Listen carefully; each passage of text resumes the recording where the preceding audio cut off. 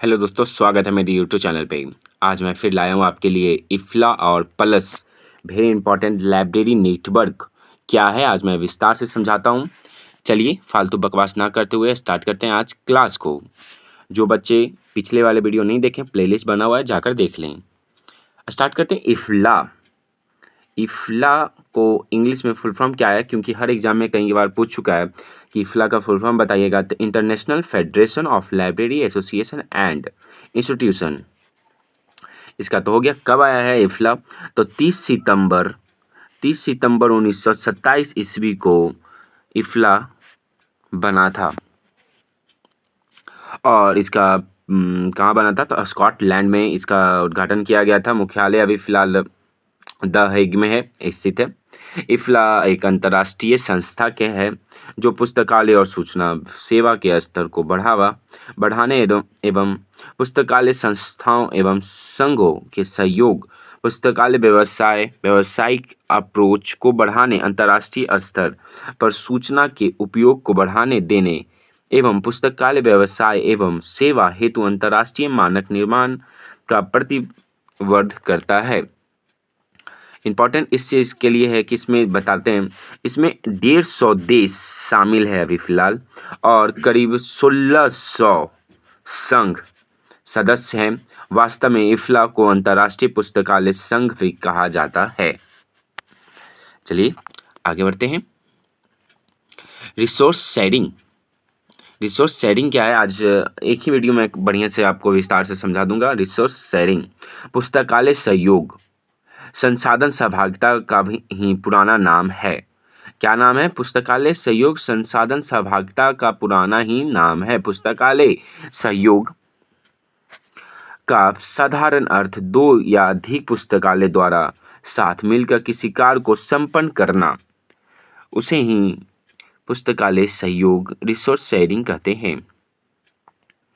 संसाधन सहभागिता प्रारंभ में 200 ईसा पूर्व अलेक्जेंड्रिया लाइब्रेरी तथा परगमन ग्रंथालय लाइब्रेरी के बीच सहयोग से हुई थी।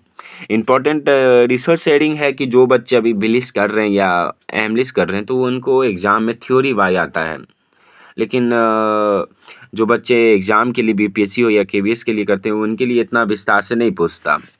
तो इतना इम्पोर्टेंट है रिसोर्स शेयरिंग। मैं आता हूँ लाइब्रेरी नेटवर्क पे, क्योंकि हर बार एग्जाम में आ चुका है, केबीएस हो या NBS. Library network very very important. Library network पुस्तकालय नेटवर्क संसाधन सहभागिता का एक प्रमुख माध्यम है। बहुत ही लाइब्रेरी नेटवर्क से फ़ायदा हुआ है कि लाइब्रेरी का डेवलप भी इम्पॉर्टेंट है लाइब्रेरी नेटवर्क से ही। चलिए आगे बढ़ते हैं, क्या क्या है लाइब्रेरी नेटवर्क।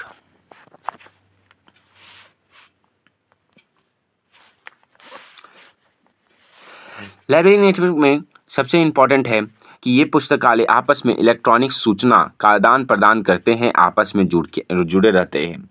कैसे? आप व्हाट्सएप हो या इंस्टाग्राम बाबू सोना डार्लिंग करते रहते हैं। चलिए ये सब बकवास ना करें, क्योंकि आप लोग बिगड़ल होंगे पहले ही से, ठीक है। और वेरी इंपॉर्टेंट, एक नया नोटिस जारी हुआ है। रेलवे में 10 पोस्ट हाजिर हो चुका है और जनवरी से फॉर्म फिल होने लगेगा। तो आप इस बात को ध्यान में रखिएगा, जो लाइब्रेरियन बनना चाहते हैं 10 पोस्ट पे ध्यान रखिएगा, ठीक है। नोटिस के साथ साथ भी पढ़ाएंगे आपको। आगे बढ़ते हैं।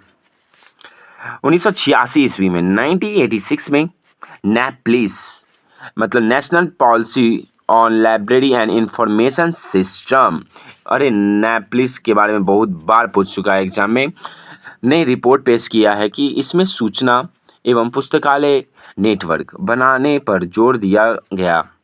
1988 में इंडियन इंटरनेशनल सेंटर द्वारा नई दिल्ली में संसाधन सहभागिता तथा नेटवर्किंग पर एक सम्मेलन का आयोजन किया गया। इसी के परिणाम स्वरूप पुस्तकालय नेटवर्क डेलनेट की स्थापना भी हुई थी। डेलनेट और नैप्लिस के बारे में आपसे अनुरोध करूंगा कि ध्यान से इनको याद रखिएगा, क्योंकि एग्जाम में कई बार पूछ चुके हैं। आगे बढ़ते हैं। OCLC कब आया है? ऑनलाइन, इसका फुल फॉर्म, और कब आया इंपॉर्टेंट है एग्जाम में।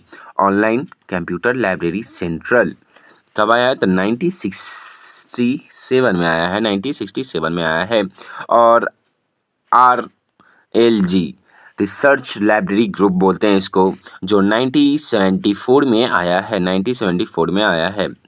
और जेनेट ज्वाइन एकेडमिक नेटवर्क 1984 में आया है, 1984 में आया है। और consortium of university research library 1996 में आया है। और ओहो very important, national informatics central network कब आया? 1977, 1977। मैं इन लोग इसके बारे में मैं विस्तार से समझा दूंगा क्या क्या है, क्यों आया, कब आया है। कोलकाता लाइब्रेरी नेटवर्क 1986 में आया, 1986 में आया है। ईयरनेट ये भी 1986 में आया, 1986 में ही आया था।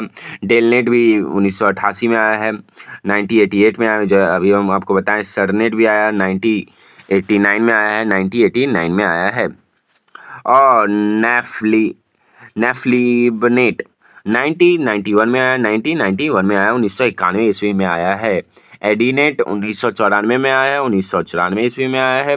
और इम्पोर्टेंट ये नहीं है, माइलेनेट 1994 में भी ये आया है, कोई इम्पोर्टेंट है नहीं। वेरी इंपॉर्टेंट जो था वो उसको मैं बता दिया, लेकिन इम्पोर्टेंट यूजीसी इन्फोनेट